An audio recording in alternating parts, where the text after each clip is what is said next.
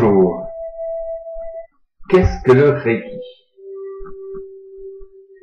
Vaste question, il faut bien l'admettre, tant le Reiki est riche.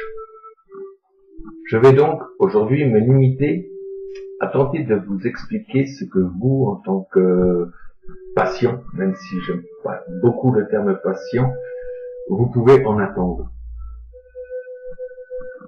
Le Reiki est tout simplement une méthode de guérison par apposition des mains.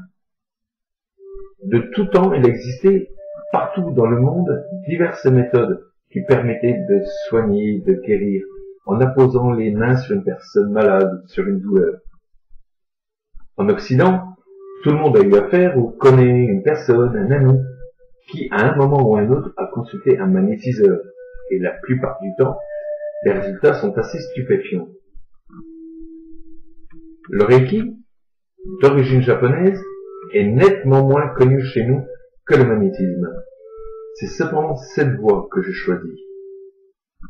Mais pourquoi, me direz-vous, car si vous voulez en faire un commerce, si vous optez pour une méthode inconnue, ça va pas être facile de vous faire une clientèle. Et c'est vrai. Mais j'ai tout de même suivi cette voie, par conviction. Car le Reiki, bien que méconnu, est tout simplement plus puissant. On peut dire, pour l'imager, que les taux vibratoires utilisés en Reiki sont beaucoup plus élevés que ceux utilisés par la méthode occidentale. Je sais qu'en parlant ainsi de taux vibratoires, je vais faire grandir les puristes. Mais c'est le seul terme que j'ai trouvé afin de pouvoir me faire comprendre et expliquer à quel point le Reiki est plus efficace et plus puissant que toute autre méthode de soin. Le mot Reiki comporte deux syllabes. La syllabe Rei, en japonais, qui signifie l'esprit, et la syllabe Ki, qui elle signifie l'énergie. Mais l'énergie dans le sens énergie originelle, celle qui est à l'origine de tout. L'énergie issue du Big Bang, l'énergie qui depuis régit toute l'expansion de l'univers. C'est cette énergie qu'un praticien Reiki apprend à canaliser afin de la transmettre aux personnes qui en manifestent le besoin. Je sais bien, et j'ai été de ceux-là, il est très difficile pour une personne cartésienne de cautionner une quelconque crédibilité à ce genre de propos. Ouais, il veut me faire gober que c'est l'énergie de l'univers qui passe dans les mimiques du monsieur, et que c'est ça qui est censé me guérir. Non, mais il me prend pour qui? Et pourtant, il faut l'admettre, même si on laisse la liberté d'y croire ou de ne pas y croire, ça marche. Et ça marche même très bien. Il suffit, et en même temps, c'est peut-être ça qu'il y a de plus dur à faire, de l'admettre. Ça fonctionne, et c'est super efficace. Je dirais même plus. Ça ne fait pas que soulager les petits bobos de la vie quotidienne, les douleurs dorsales, les coups sur les doigts, enfin toutes les douleurs physiques qu'on peut un jour ou l'autre ressentir. Non, le Reiki va bien plus loin en vous réénergisant lorsque vous êtes fatigué, déprimé ou que votre morale est au plus bas. Le Reiki peut donc effectivement soigner les douleurs qu'on peut ressentir au niveau physique. Mais donc le Reiki soulage également toutes les douleurs morales. Il est vrai qu'un praticien Reiki n'a pas un don particulier. C'est pas un mage, c'est pas un magicien.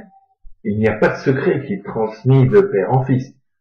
Ne vous attendez pas non plus, lors d'un soin, à des séries de passes magiques appelant telle ou telle force supérieure. Un praticien Reiki, c'est une personne comme vous, qui a simplement appris. Une personne qui a appris à canaliser cette énergie qui nous entoure. L'énergie est là, autour de nous, en nous. Le praticien Reiki a juste appris à canaliser cette énergie et à l'amplifier afin de la retransmettre et de la distribuer. Lorsqu'une personne a mal quelque part, instinctivement, elle va poser ses mains sur la douleur pour la calmer.